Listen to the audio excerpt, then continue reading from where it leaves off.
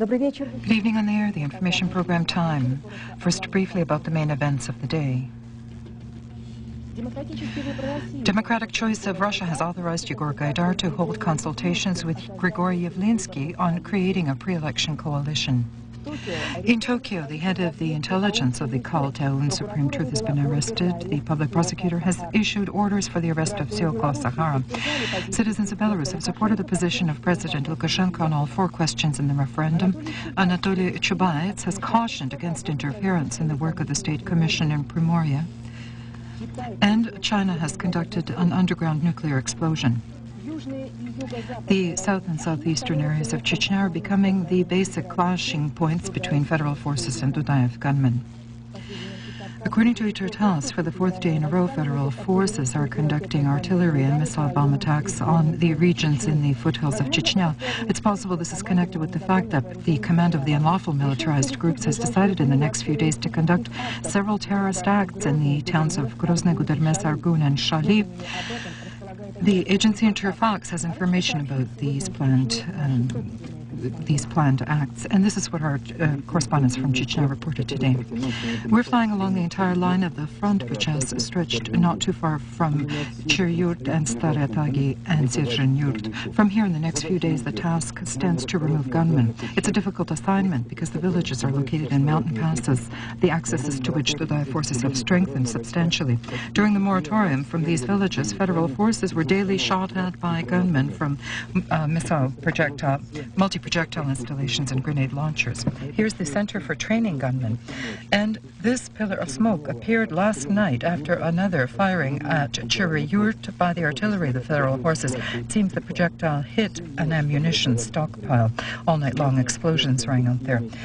Today, intense artillery firing was conducted on populated points where gunmen have dug themselves in, and it began only after the Dudaev forces have rejected the federal forces' suggestion that they leave these towns. Active combat is being waged by the armed Chechen formations along the line of the administrative border of the region, which is protected by Russian border troops. Last night, the gunmen launched attacks simultaneously along the southwest border points, the Cossack village Asinovskaya, with massive firing from firearms, grenade launchers, and mobile jet-propelled installations. Attacks on the outposts were prompted by the fact that the border troops impede the penetration of gunmen into regions neighboring with Chechnya and prevent them from supplementing their weapons arsenals, which the unlawful armed formations particularly have need of now. It's no secret that any gun illegally possessed by the population may eventually fire. Nor is it a secret that in such a densely populated region as the Northern Caucasus, there are many such guns. This is confirmed by large-scale operations conducted twice in Kuban to confiscate weapons. The result is thousands of guns confiscated from the population and tens of thousands of units of ammunition. But this grenade launcher and Kalashnikov auto rifle, the people brought to the regional centers voluntarily, and we'll say outright not without motives of gain.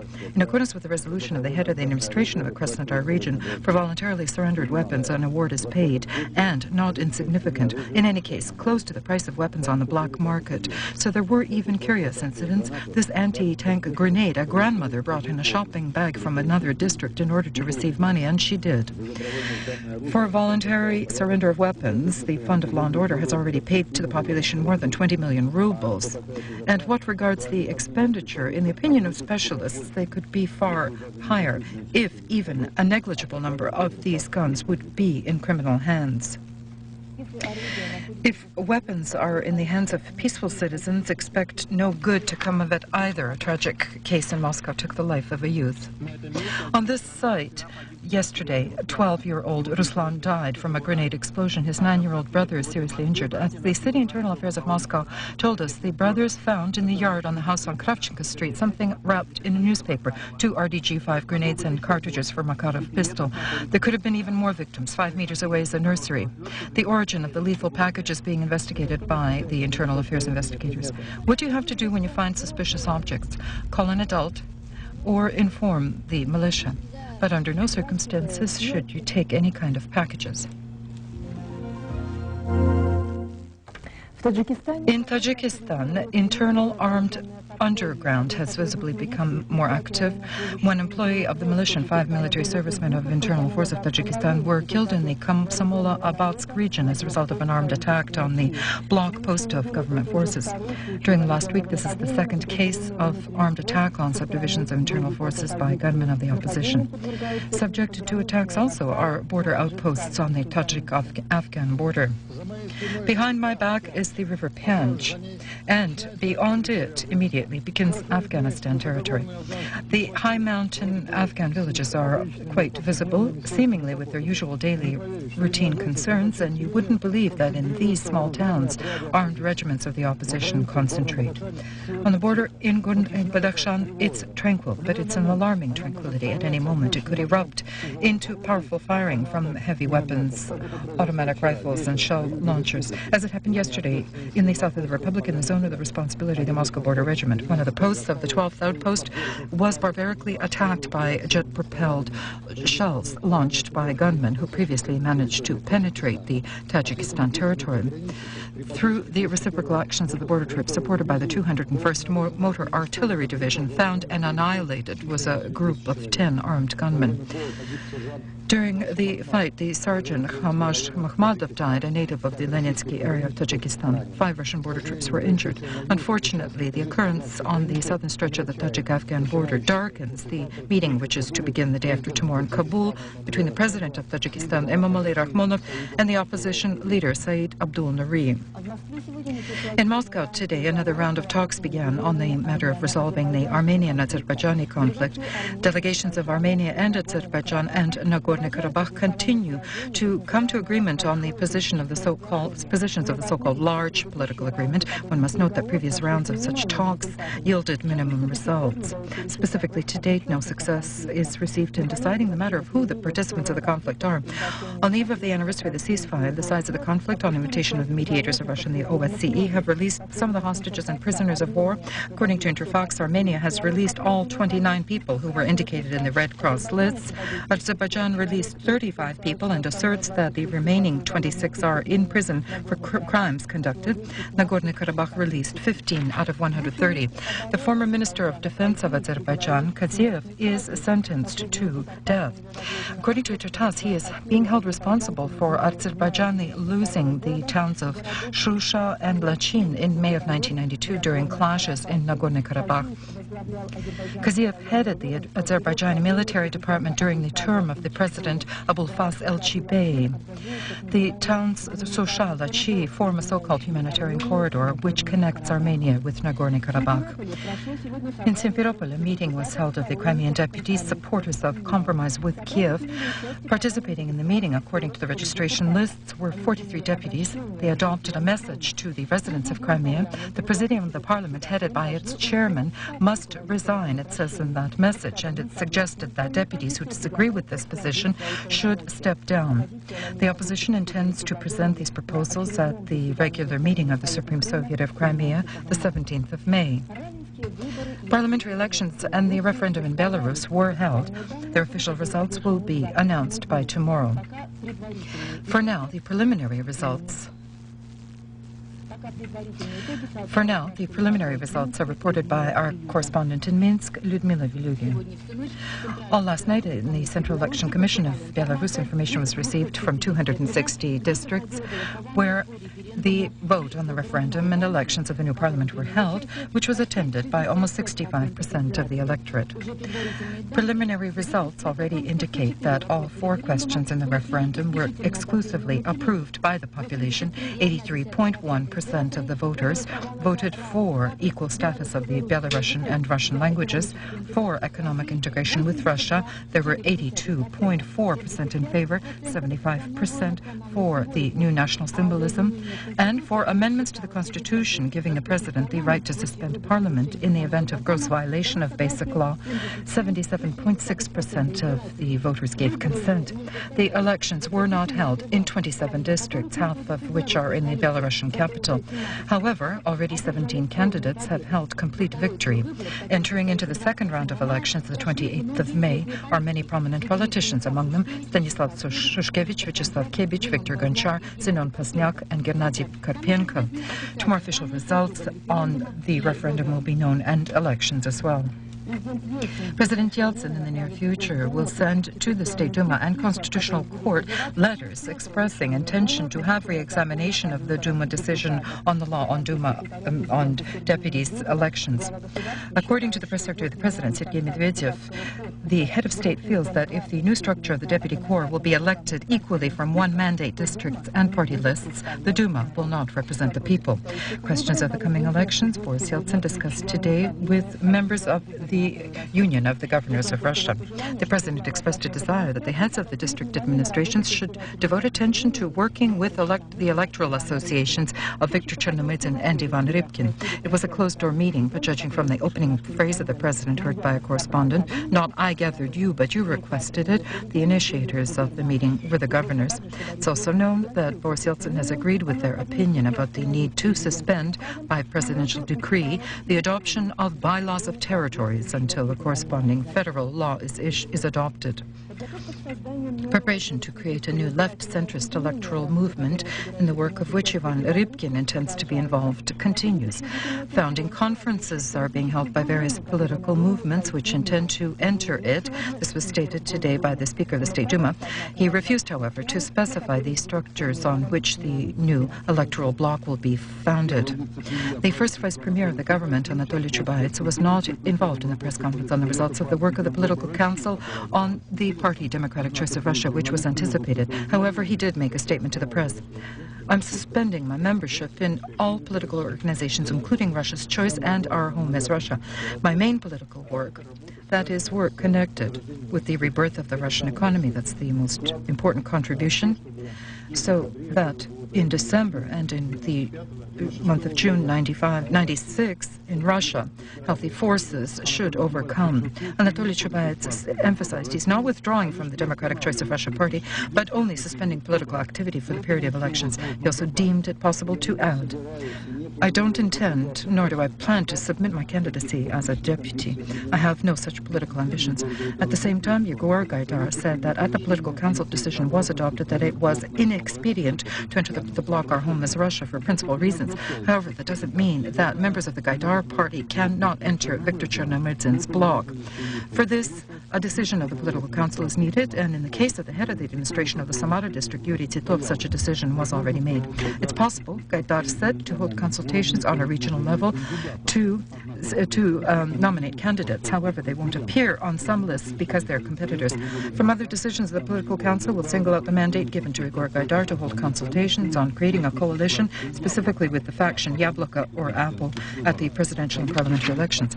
The coalition, Igor Gaidar said, will be open for other political forces sharing the platforms and positions. However, the leader of Yabloko, Grigory Yavlinsky, said today that under no circumstances will the movement Yabloko enter the pre-election bloc with the Party Democratic Choice of Russia, that's Yegor Gaidar's party. According to Interfax, the leader of Yabloko cited principal divergences with the Gaidar party. At the same time, Grigory Yavlinsky noted that he is prepared to examine the offers to unite with other political forces if those offers are made. Voting in the Duma in the Kolomensky one-mandate district, victory in that vote was held by Herman Titov. The pilot cosmonaut of the USSR won at the elections by a major gap with rivals. The vacant spot in the Duma was contended for with him by 11 other candidates, among them the not unknown Alexei Videnko, the photo model Yelena Mavrodi, and the chairman of the Officers' Union, Stanislav Terikov. As Ichachas was told in the district commission, the residents of Kolomna demonstrated rare interest in the elections given the times. More than 40% of the voters attended balloting stations. The rate of the Russian ruble against the dollar in trading at the Moscow Interbank Currency Exchange today grew by 32 points and was recorded at 5,056 rubles. Today, again, the prices have been increased on certain services of communications, intercity, telephone, and telegraph charges have been increased, as well as mailing packages. The communications sector and the population reacted differently to the new charges. From the 15th of May, the cost of 1 minute of intercity telephone conversation on an average has grown 2 times and vacillates, depending on the distance, from 900 to 4,500 rubles. The cost of telegrams has risen approximately by 1.5 times. Now the charge for 1 word is 130 rubles. That is within the parameters of Russia and the CIS 3 times higher. To send a package, as of today, one must have as well 2 times more money. I have no possibility to send a telegram or package because it's too expensive, and I can't go there to visit either, can't phone either. Yet again, I'm thinking whether to send a congratulatory message or not. Of course, a person will start to think, should he phone his friends or write letters of congratulations on holidays? First of all, this will affect the needy. What is the reason for today's increase? The reason is that the expenditures for electrical power have risen significantly, fuel, energy expenses, and that's the basis of communications. Expenditures have risen on the rest of the forms of sustaining communications. This increase in prices adequately responds to the overall growth of prices in the country. According to the Deputy Minister, the average expenditures for communication services in the budget of a Russian family have somewhat decreased compared to previous years. If 5 years ago it was 0.4% of the overall family budget, now it's 0.3% out of all family expenditures. Are there fewer people phoning? Same number. And prices don't surprise anyone. Communication services are becoming more costly, but the Voronezhsky company, Communications Engineering, is certain it's working to fulfill the presidential program, National Telephone of Russia. Such a thin string of telephone cable should interconnect all rural populated points in our country in the near future. It is now manufactured in the first phase of the production by the largest and most contemporary plant in Russia, which was built in only 1 year in Voronezh, the concern Svязstroy, or Communications Construction, and its British and German co-founders. The capacity of the first phase of the production is 50,000 kilometers. As it so was assured by the Deputy Federal Minister of Communications, Namytka, this quantity is sufficient to satisfy demand for it throughout the country. The second phase, by the year end, will be aimed at products for urban communication systems. After the joint company launches its full project capability in 1996, here they will produce fiber optic cable. And I wish also to note that we have no similar production facility in Russia. All of this will be manufactured using domestic raw materials, and the majority of the cost of the project should be covered through the company's own means. The opening of the new plant is one of the first steps in the communications sector in realizing the presidential program, the National Telephone of Russia. This is how the Dudinsk port looks in May. After a few days here, the year-round Arctic navigation will be closing down. Incidentally, in this powerful transportation assembly line, there is a 2-month break. During ice thaw and water flow, water rises by 20 meters, filling the passages under cranes, dock areas, and yet the winter period of navigation from October to May gives an opportunity to provide the needs of the Norilsk industrial region and bring everything necessary for the residents. For example, during the last half year, despite the complicated Arctic conditions, to the port, escorted by nuclear icebreakers, 51 ships arrived. By return trip, the finished products were shipped out: nickel, copper, rich semi-finished goods for plants of the Kola Peninsula. Just imagine how much aviation shipment of such a volume of cargo would have cost. And not everything can be fit in the fuselage of even the largest airplane.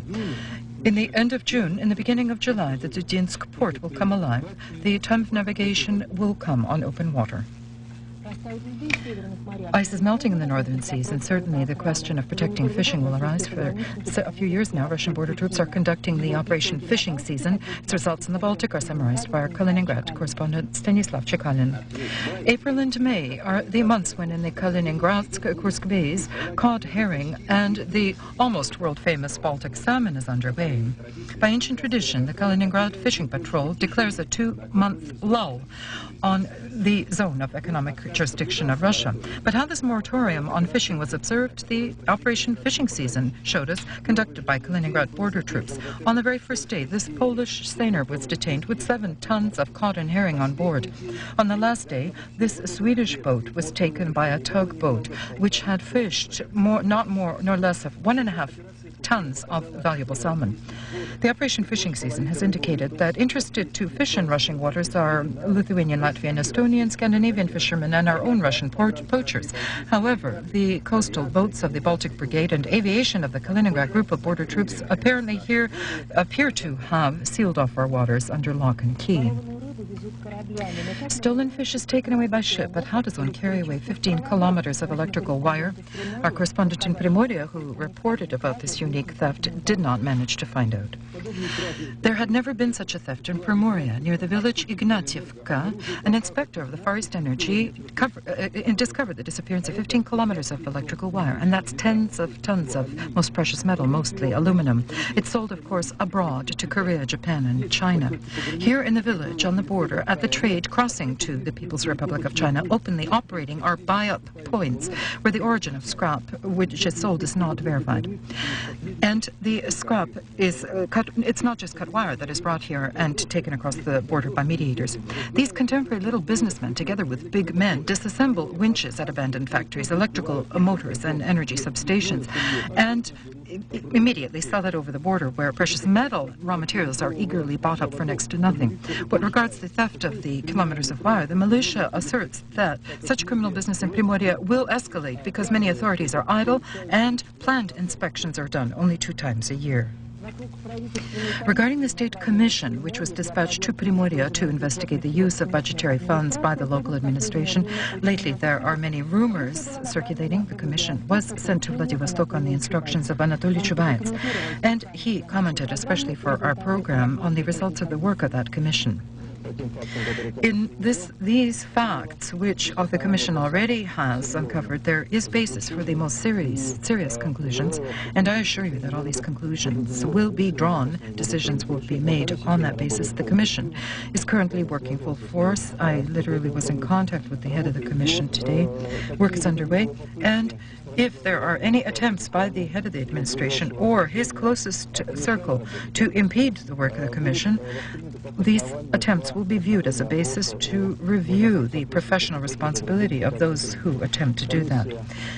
The Commission is working in accordance with the decision of the State Commission of Non-Payments. The work of the Commission is fully completed, will be fully completed in the next days, and this entire matter will then be closed. The indexation of savings of citizens, which is planned by Russian leadership, will require 372 trillion rubles.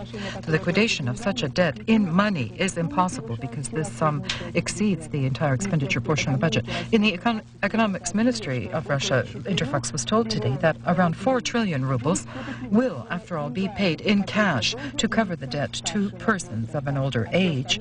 The rest will receive promissory notes from the government. Muscovites are already used to it, but guests of the capital from near and distant abroad don't cease to be amazed at the abundance of banks in the capital lately. However, to be fair, everywhere on the entire expanse of the former Soviet Union, such a tendency is also noted. But Moscow is the epicenter of the boom of bank business. In Moscow, one may find branches of any bank. The reasons for the clear leadership in Moscow in this area are evident. Most experienced personnel, proximity to the government, and developed reliable infrastructure despite apparent economic chaos. These are the conditions for the booming growth of the system, the blood artery, the capital, and the capital becoming the bank center of Russia. Bank expansion is always characteristically accompanied by opening of branches in points where life is on the upswing. But this period in the bank system of Russia evidently is approaching its end. Now, the basic indicator is the amalgamation of banks and some being absorbed by others, which, as the experience of world practice indicates in developed countries of the world, is not bad if the process is pursued honestly, not infringing on the interests of clients. The last example, the amalgamation of 2 major banks, National Credit and Industry Service, into one. We're simply creating a major bank which must execute large national programs and execute national projects. When the question is raised whether someone has swallowed up someone else, it's not so. What we're doing is attempting to become a major bank. Today, the Moscow Metro turns 60. The 15th of May, 1935, Muscovites for the first time were able to travel from Sokolniki to the park by metro, and along this route, the first underground train ran. The 15th of May, exactly 60 years ago, the Moscow Metropolitan was opened. Today, in honor of that event, special tokens were issued where the number 60 is printed, as well as the dates 1935, 1995. The token may be used as a means of payment in the metro, or perhaps you may save it for a souvenir. But for today's residents of Moscow and guests, it's difficult now to imagine the first stations underground. They were only 13. The wagons were not painted blue as now, but red and yellow. And during the Great Patriotic War, the metro operated and served as a bomb shelter in unfinished tunnels. There also milk kitchens were set up for children, and here 217 children were born. During those war years, the construction of new stations didn't cease. Today, the city underground, the Metropolitan, has 150 stations daily, transporting 9 million passengers. At one time, it transported only 177,000. The majority of the stations in architectural execution and engineering design have nothing similar in the world. The most opulent is the Belarusian Circle station. The largest is Izmailovsky Park. The longest is Arbatsk-Pokrovsk line. The Prazhskaya is the most quiet. Do you like the metro? One somehow doesn't think when at the last second you fly into a wagon and try to get to work on time. And how could one do without it? The heads of the National Conference on Matters of Soviet Jews and the Conference of Basic Organizations of the Russian Jewish Community, the Council of the Jewish Women of the United States, held talks with the head of the Russian government today. From the Russian side, participating in the meeting, apart from officials, were representatives of the Moscow Jewish Cultural Enlightenment Society, the head rabbi of the Moscow Synagogue. Viktor Chernomyrdin announced in the beginning of the meeting that dialogue begun in Washington continues. I and my colleagues, said the premier, are interested in developing Russian-American relations and intend to endow them with a more pragmatic nature, especially after the recent visit to Russia of the President of the United States, Clinton. In Japan, the preliminary investigation is coming to a conclusion on the mass poisoning with chemical toxic substances. Today, the Tokyo Prosecutor Office issued the order for the arrest of the head of the religious organization Onsen Rikyo Sahara. He and members of his cult are charged with the massive poisoning of the passengers of the Tokyo Metro the 20th of March. Today in Tokyo, the head of the intelligence, Ishihiro Inaune, of the cult was arrested in the headquarters of Onsen Rikyo. His notebook was confiscated, containing a schedule of the trains on the 3 lines of the Tokyo Metro and approximate numbers of passengers. At these stations, the 20th of March, packages were left with toxic gas. As is known, 12 people died then and more than 5,000 were injured. This evening, the railway station in Yokohama was covered with a cloud of smoke with a pungent odor. Preliminary accounts say that 20 were affected, 1 person taken to hospital. Reasons of that incident are not yet established by the police.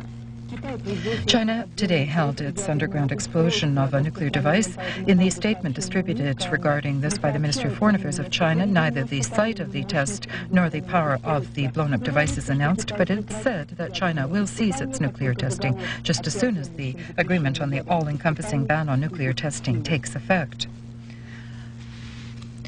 The Ministers of Foreign Affairs and Defense of Spain, Italy, Portugal and France in Lisbon today signed an agreement to create a unified armed force that regards a European Quick Response Force and European naval forces. They will be at the disposal of the Western European Union, if necessary, may be deployed through a decision of NATO and the UN. The main objective of the multinational forces is to provide stability and security around the Mediterranean Sea, it says in the signed agreement. What must the cooperation of Germany be with Russia in the foreseen future, and what influence on this process may be provided by the North Atlantic Bloc? This topic is actively discussed in the Bonn corridors of power after the Russian-American summit in Moscow. The results of the Yeltsin-Clinton meeting indicate the readiness of the new Russia to develop multilateral relations with the West, it says in the special statement of the head of the German Foreign Affairs Department, Klaus Kinkel, welcoming Kremlin's intention to sign documents on cooperation with NATO. And thereby we're given to understand that being a superpower but not having economic independence from international financial institutions, for Moscow it would be incorrect today to focus greatly on the problem of its own security or also the criticism of broadening the North Atlantic Bloc to the east. Apart from that, the German politicians assert that the inclusion into NATO of Eastern European countries does not mean the beginning of a new expansion and competition for a sphere of influence. This is a vital factor of stability. Otherwise, the West could be drowned by a wave of separatism and social tension. The Kremlin should know, Kinkel emphasizes, that the stronger it resists acceptance into the bloc of Poland and other countries, the stronger will be their desire to enter, considering the fact that NATO will never agree with a veto from Russia. The German option for Moscow is such: to achieve a strategic partnership and union with Moscow in the form of a charter providing for a mutual refusal to deploy force, joint participation in peacekeeping operations, and control over weapons. And in perspective, gradually, Russia will become an active member of the North Atlantic Bloc, and then the architecture of the new European security will become a fait accompli. The further away any country, the less frequently do we remember it. Yesterday's presidential elections in Argentina are a good cause for us to remember that country. Our commentator, Vladimir Grigoriev, asserts that the facts of Argentinian reality are very reminiscent of today's situation in Russia. Not waiting for the official vote count, and yet not being devious, Carlos Menem has announced his own victory and thanked his compatriots for, I quote, a wise and correct decision. According to unofficial results of the elections, for the re-election of Menem, more than 47% of the voters voted, which was the reason for the indescribable joy which spilled out into a celebration. Few doubted that Carlos Menem would win, because in the first term of his presidency, he did for the country more than any other predecessor. Because of the radical economic reforms, he managed to stable the economy and, in essence, reduced inflation to zero. And he accomplished a total privatization of state property, and his success was that the national currency had become convertible. As a result, Argentina, with an enormous foreign debt, had gained the trust of the International Monetary Fund and other credit financial organizations. Literally, on the eve of the elections, Carlos Menem addressed the nation and presented the first five-year plan for the country of economic development in Argentina. The main focus of the program was the battle with unemployment, which today embraces 12% of the employable population, and the development of the social sphere. Temperamental, typically Latin American, he loves the tango, he's a fan of soccer and a friend of Maradona. Carlos Menem does not forget the most important thing: to create a great Argentina. And on that path, great attention he devotes to the development of relations with Russia. In the second half of the year, the president of Argentina plans to visit our country and expects Boris Yeltsin to visit them. In Zaire, more than 60 people have died since the beginning of the epidemic caused by the Ebola virus. Experts of the World Health Care Organization announced they are attempting to gain control of the spread of the extremely dangerous virus against which there is no effective medication. As today, the representative of the Ministry of Foreign Affairs of Russia stated all measures were undertaken for safety of Russian citizens in Zaire. All of them are in the capital of the country, Kinshasa, which is untouched by the epidemic. For now, there's no danger of the spread of the illness beyond Zaire. However, the government of Brazil, for example, has already introduced strict rules of checking transportation of passengers arriving from Africa. Today, in many countries of the world, including Russia, the International Family Day is being celebrated. Without considering the interests of the family, our policies will never be realized directed at the rebirth of Russia. On this occasion, President Yeltsin noted and wished happiness, health, and well-being and accord to every Russian family. I think I won't sin against truth if I say that peace and accord in the family have become the basis of the success of the marvelous actress Lyudmila Kasatkina. Today, Lyudmila Ivanovna has a birthday. How old she is, don't guess, because the age of an actress is the age of the heroines she plays. The almost magical Alia Pursh, and by the end of the film, all young women viewers dreamed only about being tiger tamers. The unbelievable success of each of her films, where Kasatkina performed, and many of them entered the Golden Fund of Cinematography, she herself explains as follows: I died in my roles. I'm so obsessed to the degree that I suffer for the destiny which I encounter, and I begin to have dreams about subjects and events in the work. And the nervous preparation is very complicated, and I have to evidently ripen and mature in order to perform in the plays or films. Always, only giving herself to the utmost, possibly. That's why the motto for life is Shipkin's words: act with sacred principle or get out, not to take and accumulate, but to give back, as her idols did, the brilliant Anna Magnani, Marietska, Orlova, and Rayevska. Furthermore, she feels she's lucky in life because she has her favorite profession, because she performed with Kadachkin, with Lyonya Bykov and Roland Bykov, Peltzer and Popov, and in general, she has friends who will come to Kasatkina and Kolosov's celebration. She has a son, Alyoshka, and her favorite granddaughter, Lyudmila II, is growing up. She's happy because today there's a premiere, a play which was performed in the theater of the Soviet Army for her birthday. Your Sister and Prisoner, and she, Elizabeth Tudor, the queen and woman, melts and dies in love, today and tomorrow, because otherwise it's impossible. The sports news, as always, will end our broadcast. All the best.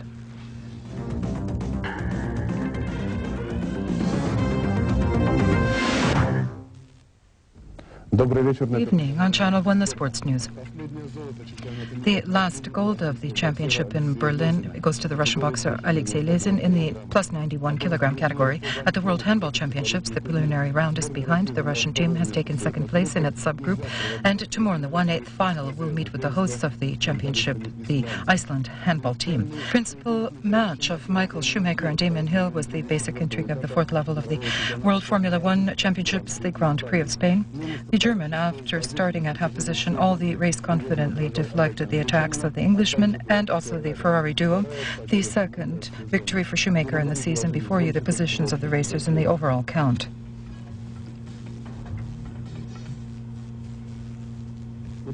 The Soccer Chronicle. 81 years later, the team Blackburn Rovers has become the champions of England. The fate of the title was decided in the last round when the main rival, Manchester United, could not defeat the new champion. And in the championships in Holland, the winners were easier to predict because the Amsterdam Ajax in the 32 matches has never lost a single game. And yesterday, after yet another major victory, Ajax was officially crowned at the championships.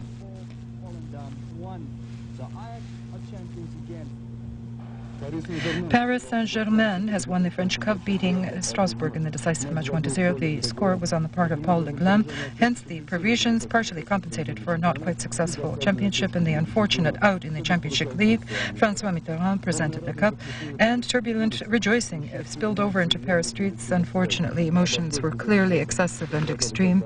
The fans and law order officials suffered.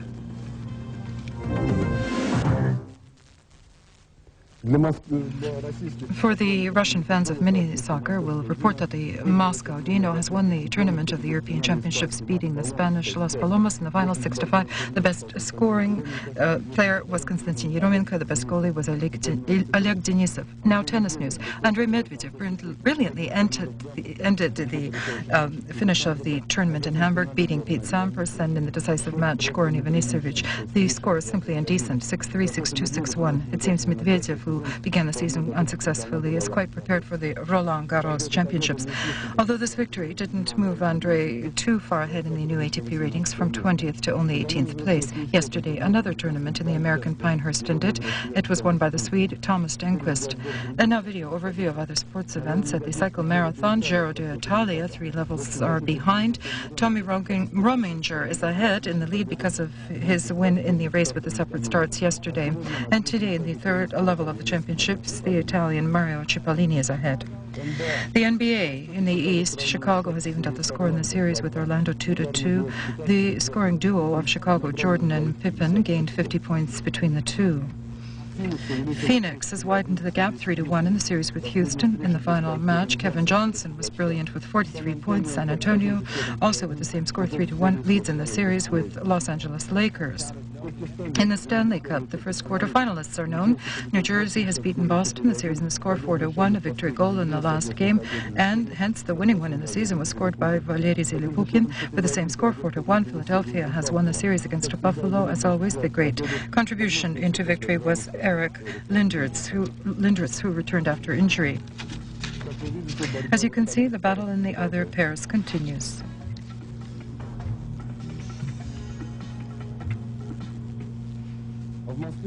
In Moscow and Sokolniki, the women's hockey tournaments ended, which is dedicated, as many May events, to the 50th anniversary victory. With a great advantage, beating their rival with a double score, the Luzhniki team is on top, comprising the base of the Russian team.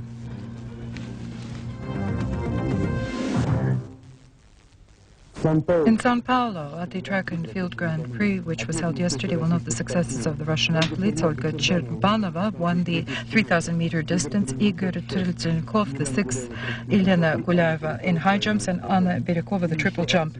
And more about Russian events. In the Moscow Youth Palace, the Moscow Tournament on Bodybuilding was held, which is a selective competition for the Russian Championships. More than 170 athletes from many cities of the Russian Federation were in the competitions. Victory was held by Alexander Yeshankin from Dimitrovgrad. The traditional Elbrus Climb 95 attracted many mountaineers from the CIS countries. Collective ascent to the heights, despite complicated climatic conditions, ended successfully.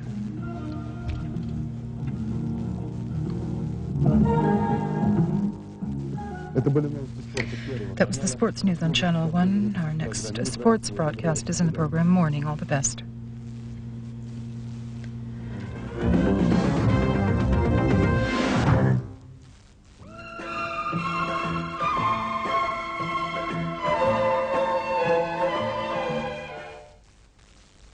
Good evening.